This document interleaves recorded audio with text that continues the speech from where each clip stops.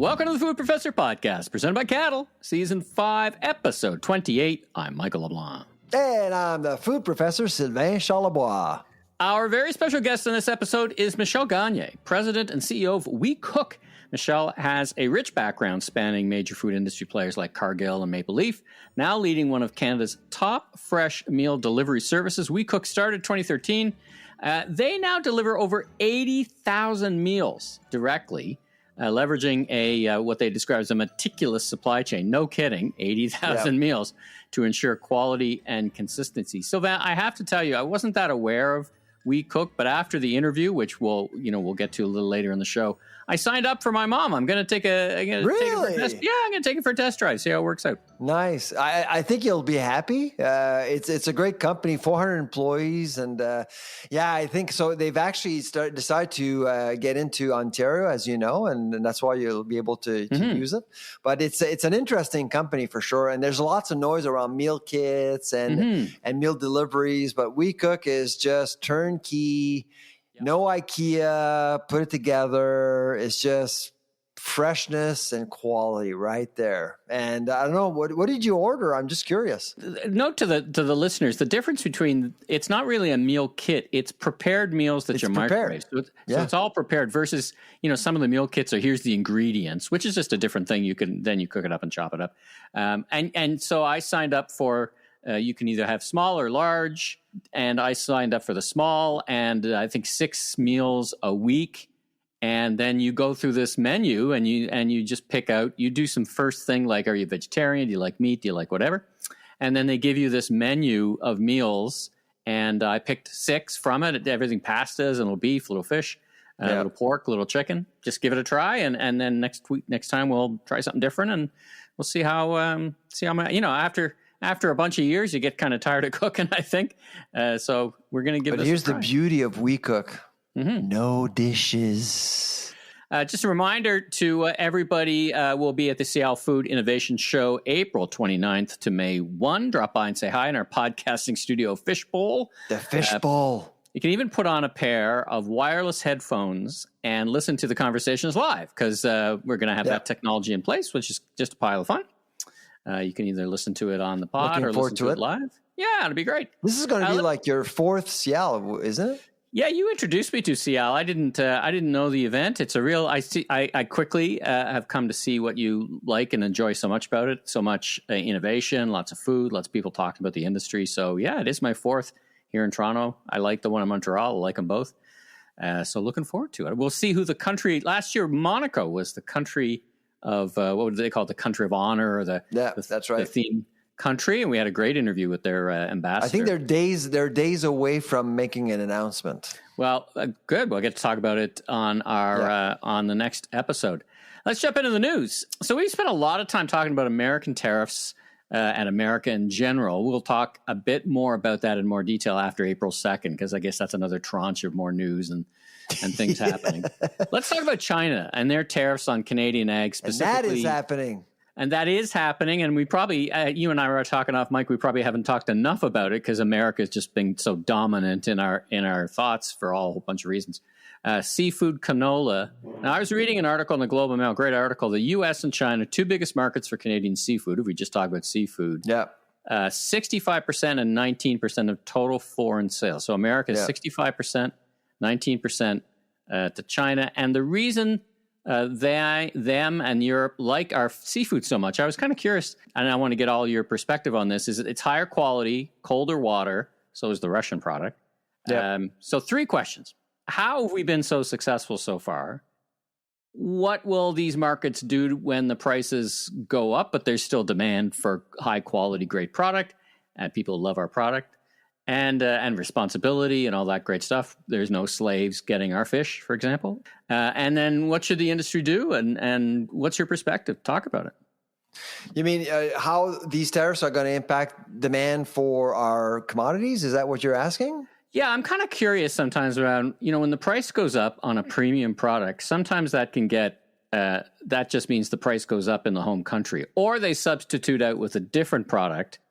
But if we're playing in the high quality zone, you could probably substitute. Well, for fish and seafood, we're certainly there. I mean, right. It's way more than when Meng Wanzhou was actually arrested in Vancouver, and so that's problematic. That's a really, really strong message, and so I'm certainly concerned about grains. I'm certainly concerned about pork. Which, if fish and seafood, I think it will depend on the species. I think you may actually you may have a market even if the price doubles. But let's face it, if there are tariffs against Canada, where else then they can get lobster in the U.S.? Well, they also actually are subject to a tariff as well, and so obviously you're going to impact demand. But we're talking about lobsters here in China. So it's a luxury market. So who knows what's going to happen? It's just making our product less attractive, and harvesters are thinking about their own business. So how will the value of their quota will be impacted? How will the value of their business will be impacted and all that stuff? So they're certainly concerned about that. And so, but I don't know, I've seen a lot of people boycotting American products. Are you seeing any people boycotting Chinese products in Canada? Or nobody's talking about it. We're certainly not talking about it enough, but that's what we're here to do. But none of the political leaders are talking about it. Cody Blois, who's the new ag minister. I was going to ask you about it. And congratulations, Cody, on your appointment. Nova Scotia boy, right? Yes, that's right. But Cody, you have to give some attention. You were meeting with the Dairy Farmers of Canada yesterday. Great for you. Kiss the ring. But there's some bigger problems affecting a lot of industries out there with China. And as ag minister, I know that an election is looming, but I'm not sure that harvesters and farmers can wait 6 weeks for this. Yeah, it's a curious choice. I mean, I want to get to Cody a bit later. I'm not sure he didn't have meetings with other associations, as I know he did. I saw a round of different. He probably did, of course. He certainly got letters. But it's interesting because he did put out his priorities in a press release that I wanted to go through with you. So let's park that for just a minute. Okay. You asked me a question. Did he was on the list being guests on the Food Professor podcast? It's number one on the list, Cody. If you're listening, and you should be, so please come on, and we'd love to talk to you and hear from you and introduce you to the Canadian public. So, you asked me, are people boycotting Chinese product? They're not. It's funny, right? Because they're not thinking of it in the same way. Now, there's less of it on the shelf. I won't eat anything Chinese. When it comes to food, if I know it, I won't eat Chinese product, both for a whole bunch of reasons. When I eat fish, it's not because you hate the country. Well, yeah. I mean, I don't like them much. Really? No. I don't have much love for China either. Have you been to China? No, and I never will go. Personal choice. I just have no interest in going to that country for the rest of my life. I've got enough from China after COVID, frankly. Okay. So I've been to China many times, and frankly, I have a lot of respect for. I mean, it's a complicated country. It's a complicated with 1.12 billion people. It's communist. It's something you've never experienced before. It's very different. Yeah, probably never will. So there we go. Can you be a little bit less ambiguous in terms of like what your intentions are with China? I will tell you what my intentions are with fish, because tonight I'm putting our family's dinner where my mouth is, so to speak. I'm having a delicious piece of a fresh haddock, wild haddock. Yeah, I was just reading from this article, just circling back on what kind of foods Canadians are enjoying. One of the quotes from this big conference on seafood: "We'd love to see more Canadians showing Trump where to put it by eating more seafood." I mean, that is one answer. Canada under-indexes, ironically, in the consumption of seafood. Would you agree with that statement? I would say so. Absolutely, yes. And I'm not going to make up for China. Where's your haddock coming from? That haddock is Canadian, a product of Canada. I don't buy product of Russia either. So there's a long list of places that I'm not going to for the rest of my life. That's a whole other thing. Anyway, I'm doing my part. You're a picky eater. Yeah. Listen, my family, I make the family some delicious Canadian wild haddock tonight, an egg wash, panko, well, they're gonna love oil, you. They're gonna love snappy you. red pepper sauce. It's gonna be great. It's gonna be great. Okay. So listen, we got into this.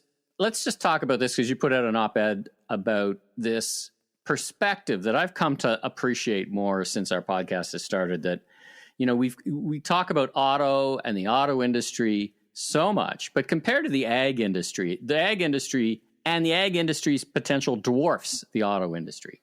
And, given what's going on with an America that wants to repatriate a lot of manufacturing, who knows? They can't repatriate our agriculture. So why don't we put more emphasis on our agriculture? And I don't want to say let auto manufacturing go by any chance, but it doesn't feel like we get a fair shake or the business gets a fair shake. Would you concur?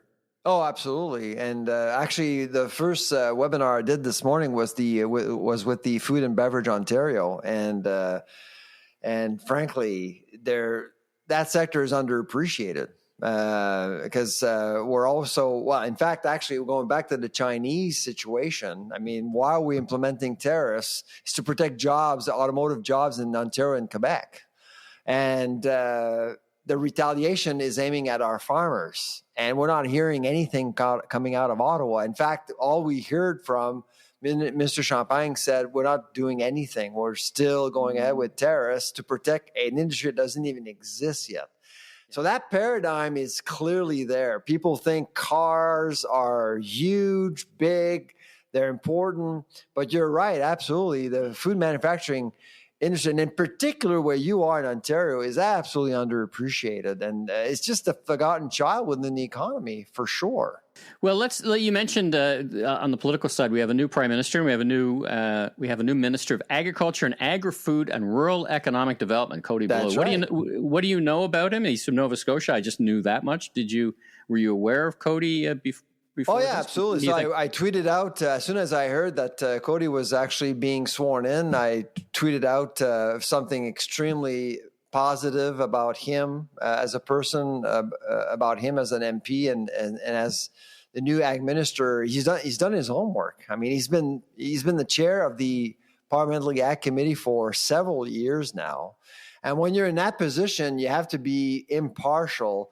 And I've seen Cody vote against his own Liberals, by the way, on many things, and including, I think he did vote against a motion related to the carbon tax for the farmers. So, of course, he's a Liberal, but he can see logically and read issues rationally, and I appreciate that in an MP like that. So, and of course, he's from Nova Scotia, but I actually do think he deserves not only his comment, but I think he deserves the position. What's unfortunate is that its tenure as ag minister is going to be short-lived because we're going to go into an election. So, but in the last 10 years, I must say, that's probably the best appointment I've seen. Speaking of politics, we got a new minister in Ontario as of yesterday, Rob Flack. Yes, congratulations. Rob Flack moves over to housing portfolio, and Trevor Jones, who was so he's an MPP from where? Trevor Jones is now the new Minister of Agriculture. He's from Chatham-Kent, Leamington. Chatham-Kent. So he does come from... That's a very rural place, yeah. He comes from there. Yeah. He was an OPP officer, a police officer, but he was parliamentary secretary to the Minister of Agriculture. So he knows a lot of cannabis growers, okay. That's probably the case. We should talk more about cannabis as an important crop, but we'll leave that one for another episode. Looks like America is going to need an egg czar soon. U.S. officials cracking down on people trying to bring eggs across the border. Egg interceptions up 116%. Well, seizures of fentanyl are down 32%. So I did read on a more serious note that the wholesale price of eggs was starting to stabilize and go down in the States.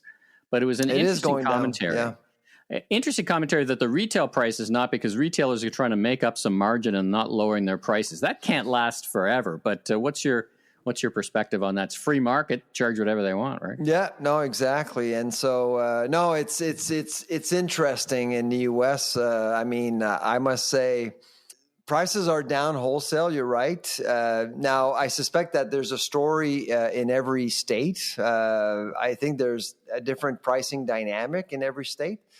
But I'm also really curious about Canada's role here. I mean, we know that Secretary Collins did call the former Minister of Ag asking Canada's help to get eggs into the American market, and Canadians may not know this, but despite supply management, we do export a lot of dry eggs to the U.S., not shell eggs, but ingredients to help the processing sector. So we do export, I think, for about $150 million worth of eggs every year. And we don't have any fresh data on this, but this is just speculation here. But I do think that Canada may have played a role in getting rid of the pressure on prices in the U.S., which actually indirectly can help Donald Trump's case. I mean, because eggs are super cheap. It's the cheapest animal protein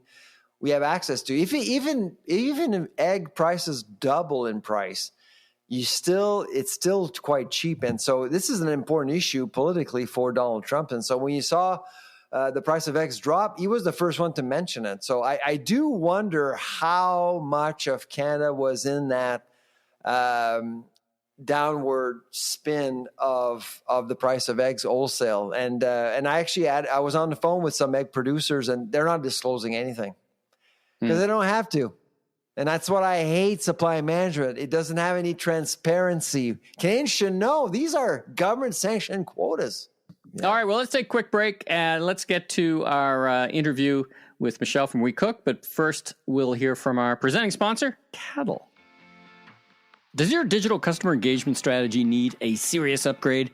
Enter Cattle, Canada's consumer insights powerhouse with the largest, most active panel of everyday shoppers. They're not your typical sponsor. They're the voice of the consumer, always in the know on the hottest trends and shaping what's next. So why Cattle? They go beyond consumer insights. They're trailblazing the future of ratings and reviews and leading the charge in user-generated content with unmatched syndicated receipt data and the ability to gather reviews across any category. Cattle partners with giants like Walmart, Canadian Tire to deliver results that count. Visit askcattle.com now for an exclusive The Food Professor podcast listener discount on your first review or research campaign today. That's askcattle.com. Michelle, welcome to The Food Professor podcast. How are you doing this morning? I'm doing really good. Thanks for the invitation. All right. Oh, thank you. Bonjour, Michel. Bonjour. Merci pour l'invitation. Thanks so much for joining us. Where do we find you this morning? So I'm in Dorval right now, working from WeCook. So I'm on site, right? You know how food business is, so you need to be present. So I'm taking this podcast from Dorval office at WeCook. Fantastic. Now let's talk about you. You have an interesting background. Tell us about your background and how you found yourself at WeCook.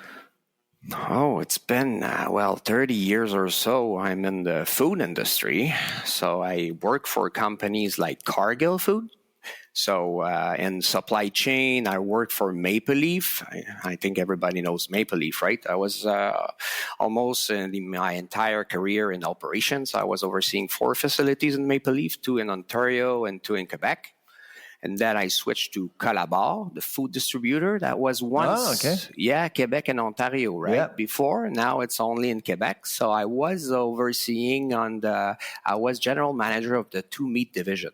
I didn't choose food. I started college, industrial management, and I had a contract in the food industry, and, it's like that, implementing KPIs. And after that, I become operation manager. And after that, I switched to a big company like Cargill. And, people say you need to be a little crazy to work in food industry. So, because it's really challenging, right? Mm-hmm. But, but it's fun. It's a fun industry. So really challenging, but there's a lot of action. So it fits well with me. So so in Charlebois, the 2 meat division. So they carry a wholesaler and Viande Lauzon. That was really a legendary institution in the meat business. Managing that, I launched Bœuf Québec in 2017 when I was at Charlebois, and this is where we saw each other quickly. Yeah, Sylvain, that's right. Right? So with in Drummondville, wasn't it? Yeah, correct. So it was with the Société des Parcs d'Engraissement with Jean-Sébastien Gascon at the moment. So we launched this supply chain structure to have finally Quebec beef in Quebec. So that was kind of a little revolution at the time when we launched that, if you remember. So I'm really happy, really proud about that. After that, I switched to cannabis. So headhunter, at the legalization of the cannabis, receive a phone call to go open like the biggest organic cannabis facility in the world, 1.1 million square feet. That was like, wow, this is fun. So I went there for a public company, and I became finally COO of that company. And so I did 4 years. I switched, received a phone call after that for WeCook in Feb 2023. After the acquisition of WeCook by the Claridge Food Group, so they were looking for a COO to work on a financial turnaround. And after that, after a year, I have the chance to be president of WeCook, and now working on strategy and continued growth for them. Oh, fantastic! Now tell us about WeCook. You've told us a little bit. It's typical of many companies that have ups and downs. But what is the business? Let's start at the basics. What is the business? Where do you trade, so that the listeners can understand who you are and what the business does? You see, WeCook has been founded in 2013 by two young entrepreneurs that wanted to spend less time in the kitchen, really, without compromising on high quality and nutritious diet. Right, the gap was to fill was to bring convenience, but with healthy food. So no TV dinner anymore. So that was the gap they wanted. It was more meal prep at the time. It was a different. It was more athlete focused. The name was Nutrition Fit Plus. So it was a good solution to replace meal preps, but it evolved. WeCook evolved, changed name after. It's been 5 years that WeCook is called WeCook, and it evolved to a broader audience. And obviously, with all these companies, right? It's during the pandemic. The big growth happened, right? During COVID, the big growth happened. And to reach, 4 million meals a year at WeCook. So it's a big company. We are almost 400 employees. It's very manual, though, like full time. Like it's such a fascinating business, because I see it as a very manual business. Like it's somewhat, we'll talk about this. Sylvain, perhaps you can delve into this. I know you love talking about the automation behind it, but very people intense. Now, when you said that initially it was about athletes and nutrition, what are your big segments now? Do you have senior citizens, busy parents, busy moms? Who's your target, so to speak, customer for WeCook? It's really broad, right? Because again, it was a decision. You can be more niche. We know where the trends are, right? People wants to high protein now, plant based. They want cuisine du monde, culturally diverse options, right? That's what they want. But this is what I needed to define really well when I joined. Right when I took the chair was, exactly who are our customer at WeCook. And we realized it's really broad. It's 50-50 man and woman. Obviously, there's more 25-45, a little bit more, but, it goes a little bit everywhere. So this is why at WeCook, we decided, our niche will be to have no real niche, but be healthy. So definitely healthy, but balanced. So, not athlete focused, not diet focused, but a little bit of everything. But this is why we have a new menu every week and 15 different meals. With that, we can touch a little bit of everything. We have vegetarian, high protein, we have fresh salad, pasta, Asian, Mexican, Indian food, comfort food. So we have a little bit of everything. So, we see in the surveys that people, they want to explore new cuisine, but I would tell that they want to explore, yes, but not that much. So they want They want variety, but they want to recognize, they want a sure shot, let's say. So, when you go to, compare that, when you go to a restaurant, you try a new restaurant, but rarely you take the meal that you don't know. You don't have a clue about what this is. Yeah, you don't want too much risk. Much risk, right? You clearly haven't had dinner with Sylvain, because when he goes to a restaurant, he just asks them to bring him what they feel like bringing him. So he is the opposite of your customer. That's true, actually. Mr. Adventure. Yeah, and it's true, right? There's people doing that, but it's not the majority. So realize that when Indian meals on the menu, if we put butter chicken, it sells more than an Indian name or that people don't recognize. In Mexican and Italian, same thing, So we go with the classic. So, but all around the world, and fresh, salad, vegetarian. So this is building the menu is fun. It's a fun stuff, but it's so key. So this is why our consumers are really broad. What we offer, healthy, nutritional values are really, really good. We control that a lot, sodium, carbs, and everything, and we offer variety. But at WeCook, what we decided is, it's all about the taste. It needs to be delicious. If it's not good, you won't order and you won't have loyalty. Yeah. It needs to be delicious. And my chef, the guy in charge of the cuisine here is Gabriel Drapeau, was the ex-executive chef of Joe Beef. Oh, wow. Yeah. So, really talented chef with a talented team working for him. Yeah. So we're doing a lot of good stuff, and we started collabs too. We have our first ever brand ambassador, PK Subban. Oh, yes. Yeah. Former hockey player. Correct. So, because we're looking at Ontario, 50% of the people knows WeCook in Quebec, but it's less than 10 in Ontario. So we were looking for a brand ambassador that, food is important, a foodie, an athlete, strong personality, born in Ontario, beloved in Quebec. So you'll see TV ads running starting this week. He's the perfect pick. Absolutely. He's giving back to community. He's a really, really nice guy, and we just created with him the PK Power Bowl.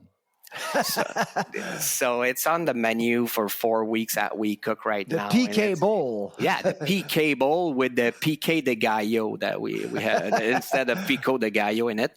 So, sweet potatoes, chicken, beans, brown rice, vegetables. That's the type of food we're making. And it has to be delicious, and it has to be fun. And this is why we're making collabs. We did an Araova, the legendary Greek chain of restaurant. Araova here, we made an Araova bowl, collabs with Canal Lac Brome, collabs with Farnham beer. So this is what we're doing. So yeah. And, but it has to be. You probably don't know this, but I'm actually originally from Farnham. So I didn't know that. So there you go. So there you go. And the dish has been amazing. It was with a beer that they created for us, braised beef with their beer. So and that will go back on the menu, and that is fun stuff, So what we want to do is to show WeCook as a culinary community around us. We're expert in ready to eat and prepared meals, and we partner with brands, chefs, and companies. And this is what we're working on right now. So the names HelloFresh and Good Food have been mentioned many times in the media. What makes WeCook different from these companies? It's a different product. It's a different concept. HelloFresh and Good Food are meal kits. HelloFresh has a division of prepared meals like us, which is called Factor. And to be honest, in our industry, prepared meal is a lot of little companies because it's really difficult and highly complex to manufacture prepared meals at scale. So, with Good Food, you order a meal kit. So you have little ingredient, pre-portion. You need to cook at home. So they provide ideas of recipe. And, I have a lot of respect for Good Food, HelloFresh. They're doing good, and they inspire people to cook recipe at home, but you have to cook. So it's different. It's not the same. It serves a different needs completely. So it's 20, 30 minutes, right? With WeCook, it's 2 minutes in the microwave, right? It's ready to eat. So it's for busy life. It's good for lunch, during the week, 2-3 days a week. You arrive late, you have your WeCook. It's fresh, it's healthy, you eat well, it's good. So it's a total different type of concept. And, for us, how we will keep customer engaged, it's all about the customer experience. In food, there's no secret. It has to be good. So it's not healthy, and convenience is not enough. Even if this is what we offer, right? At WeCook, it's really convenient. It's healthy, definitely healthy. When you don't have the time to cook, it's not true that it's everybody who have the time 7 days a week to cook healthy, home prepared dish at home. People don't have time, so they cut corners. So WeCook offers an healthy way to go fast, but it's all about, we need more than that. It needs to be good service. It's difficult to, we deliver over 80,000 meals a week. So in East Canada. Wow. And how do you, like, from a supply chain perspective and sourcing, I have to ask you that question. I mean, how do you make sure that, the ingredient quality, where you get your ingredients remains consistent all the way through? How do you actually pick and choose ingredients, I guess, and how do you work with your supply chain? You need partners. I like to use the word partners, but with a company like us, it's more than suppliers. We have our partners for chicken, beef, and it's all local, by the way. So we all use local suppliers. So 95% come from Canada. So when during summer, we can have 100% of the vegetables that are from here. We're too big, so during winter time, we have to go somewhere else. But it's all local suppliers. We work with our partners. So this is how we can ensure consistency, and also they support us when there's a big race. Right now, the chicken prices are crazy. Chicken prices are crazy right now because of what's happening in the U.S., right? So Canadian by Canadian, and we're impacted by retail too. When the major chains will have a special on chicken, it put pressure on offer and demand, on this balance. But it's all, Sylvain, about having good partners, and for the freshness is we are a federal plant here. So again, not a lot of companies are under federal regulation. So we're under CFIA here. So, we don't, and there's no additive, right? No preservative. So it's, if we want to ensure 7 days, 8 days of shelf life on our meal, it has to be fresh. So it's every day. WeCook runs 7 days a week. 7-8 days a week, no stop. We receive product every single day, fresh product. So you can imagine how challenging and how fun it is. There's a lot of action here. Jeez, no kidding. If you were looking for an exciting gig, you certainly found yourself one. So the crystal ball question. We want to know more about your vision for the industry over the next 5 years or so. I know you have a lot to say, so we want to hear it. So what's your vision? What do you see in your crystal ball? So you see, there's two things for WeCook, right? When I joined, the first thing was to execute a financial turnaround, right? Because Sylvain, we talked a little bit about that. A lot of companies in this industry don't make money.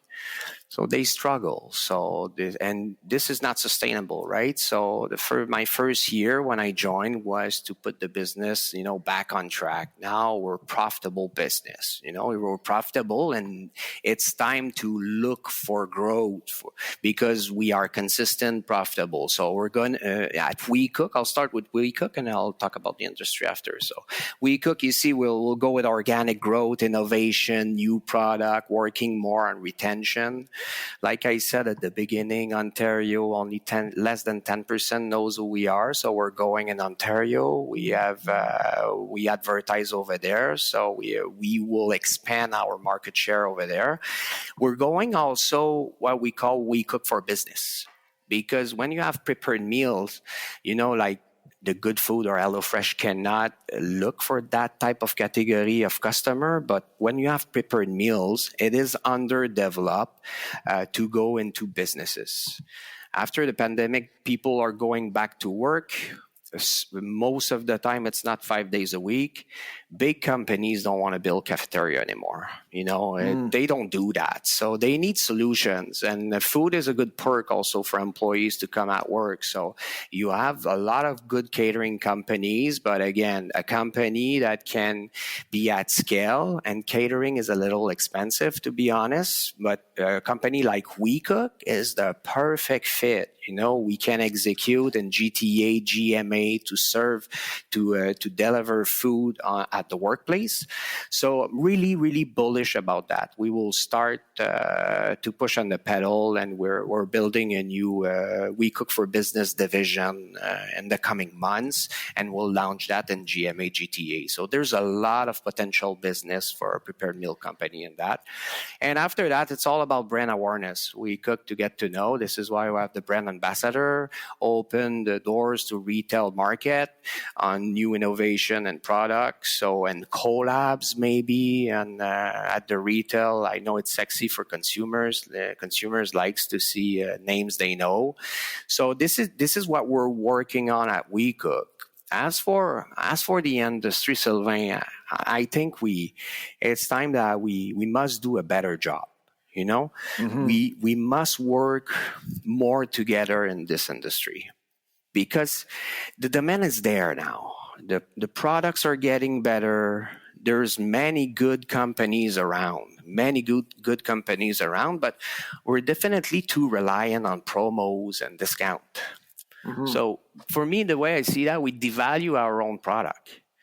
And do you know another, besides service company? Michel, when you say industry, do you mean like the ready-to-eat industry, the meal kit industry? How do you define that? I mean the meals delivered to your door. Okay. Because, what we do, there's a lot of, we are definitely too reliant on promo, because the industry started like that, right? To try my product, right? We give a free box, we give discount to new customers, right? To get to know the product. And after that, it was during the pandemic, it was a chase for volume. Remember, people were looking at growth. The industry was looking at growth. Now it's more EBITDA focus. So you can hear HelloFresh and Good Food realigning the strategy about quality of customer. But this is really time that we work more together in this industry to be less reliant on promos, because who does that, right? There's no restaurant who will say, come eat to my restaurant and you have free meals at your first visit. Yeah. Because nobody wins. Because when you do that, you need race to finance. You need to race to the bottom, and you need to finance this free meal with your loyal customers. Because that nobody wins, because that's what it is. Our loyal customers wants them to be more well treated. I hear them. What about us, right? Because the cost of acquisition is so high. We give coupons, promos, and this has to stop at some point, because I would much prefer give better promos and loyalty and offerings to loyal customers that stays, right? So there's a kind of a circle there that I would hope would stop. When we talk about innovation, I would say we need to innovate in the way we do business. I think it's about time. And I will meet with people, that we can consider competitor in the industry. We need to openly talk about that and work together. So we need also to, so that's one thing. But this is a key thing. We need to stop to be reliant, and we need to stop devaluating our product. People knows what it is. The demand is there. The products are good. It's time to be a normal business, if I can say it like that. That's what I think. Also, there's a lot of things, right? Our image with the environment. So, people see that, and for good reason. There's a lot of packaging, and but there's facts behind this supply chain that is not as bad as we think for the environment. And when you look at surveys and studies, and there's studies showing that the supply chain structure, because food, it's food closed, the supply chain is closed, the transportation, there's no food waste. Food waste is so big that the food waste compensate largely for the packaging. So you see that the carbon print of companies like HelloFresh, Good Food, the carbon print of a meal coming from them is better than the carbon print of the meals coming from the regular system, the regular grocery. So there's so much, there's 100 kilos of wasted food every year per household in Canada. There's 2.3 million tons of edible food wasted annually in Canada. So this has a bigger impact on the environment.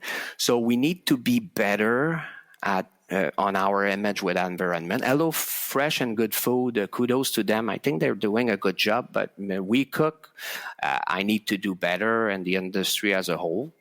There's a lot also, I would say, misconception, myth, right, about the ready-to-eat meals, because we still think about TV dinners, right? A lot of people think ready-to-eat meals are ultra-processed. People are sensitive to that, right? I know you discussed that on your podcast sometime about processed or ultra-processed food. Yep, absolutely. Yeah, but, and people still think ready-to-eat means ultra-processed, but that's simply not the case, right? I was talking to Isabelle Huot last week about that, because we need to have open discussion about, how healthy and no ultra-processed. Take Dr. Isabelle Huot, I'm sure Sylvain. Yes, of course. Our lines of product. Can you be more healthy than that, right? It's really, really healthy. The nutritional values are there. Of course. So but we still have bad press, about sodium levels.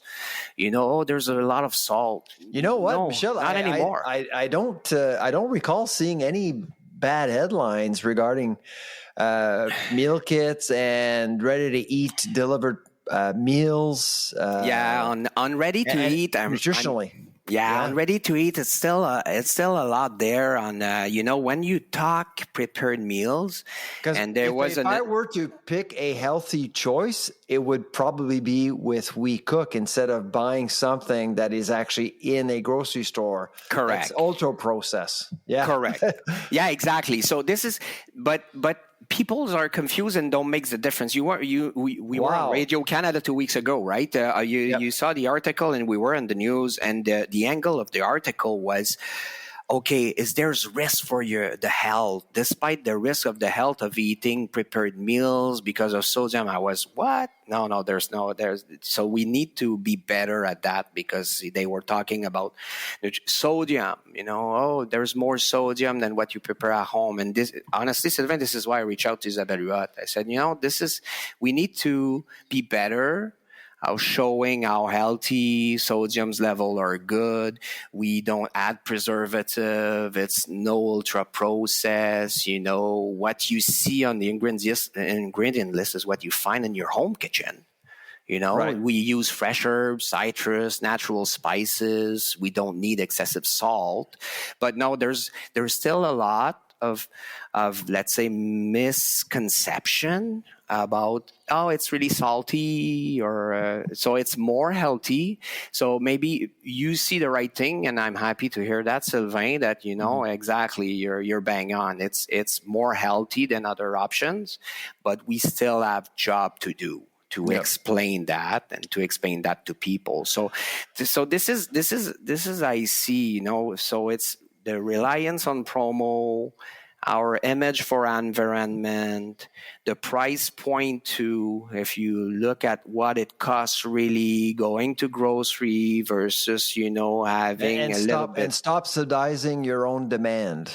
Yeah, exactly. Yeah, the food waste, the positive impact on the environment. So that's why I see that it's time to innovate in the way we communicate and the way we do business. But we must do a better job because it's all about the industry, right? It's our responsibility to change these misconception or perspective. And also, I think it's time to work more together as a whole, together in the industry and to share good practice. So I think it's time for that. Yeah, absolutely. Listen, Michel, we would listen to your story all day long, but we're running out of time. Thank you so much for joining the Food Professor podcast today, and best of luck to you. Thanks to you guys. I appreciate. Have a good day. Bye-bye. All right, so we're back. McDonald's stepping back into the plant-based ring with a new offering. What is it? Why now? And never count McDonald's and plant-based out? What's going on? Yeah, so they're moving away from plant tomato bacon or plant tomato lettuce. Do you remember that in 2018, 2019? Early days. Early days in plant-based, yeah. Yeah, it didn't work, and they're coming back with the Veggie or something. I don't think they call it Veggie, but I'll call it Veggie. And so they're experiencing the product in many different markets in Canada, starting in April. I think for a few weeks. This is always been a touchy subject for McDonald's because McDonald's is so close to the cattle and beef industry in Canada. Mm-hmm. So they don't want to be seen as undermining their relationship with beef. And so I suspect that they got the consent there for a while. And frankly, when you look at the product, which is actually, it seems deep fried. I don't know did you look at it? No, I haven't. I think it's designed to fail. That's an interesting point. I guess why guess not? Like it failed last time. They were, let's fail it again because people love beef. Why would they actually go for something plant-based? Now, there's a lot of people, by the numbers, right? Percentage that don't eat beef, right? Religious or other reasons. So why not bring a product that addresses those people? Oh no!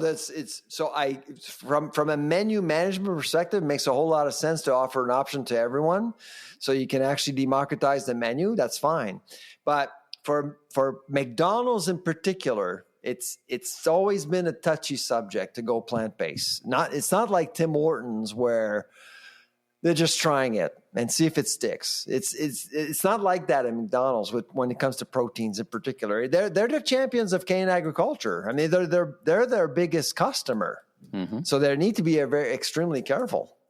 Interesting. I wanted to give a shout out to Keenan Sprague, and we can talk about this from Prince Edward County. He's got a cannery there, Sprague Cannery. Did you see their post on X? I did. I wanted to talk to you about it. And by the way, you know what I had for breakfast this morning? Burnbrae eggs with Keenan's beans, because his beans are fantastic. So once again, supporting Canadian producers. So he employs 50 people in his cannery.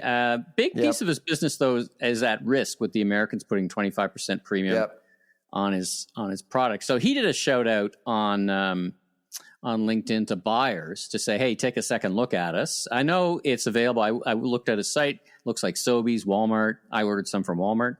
Well.ca. Like I said, I had some of his beans this morning. Fantastic product. So I don't know if there's any buyers out there listening who haven't thought about or have need to know more about his beans or give him a second look, but we're all consumers. So if anybody likes some nice breakfast beans and he's got other products, there you go. There's a great option for you. Are you a bean eater? Do you like beans?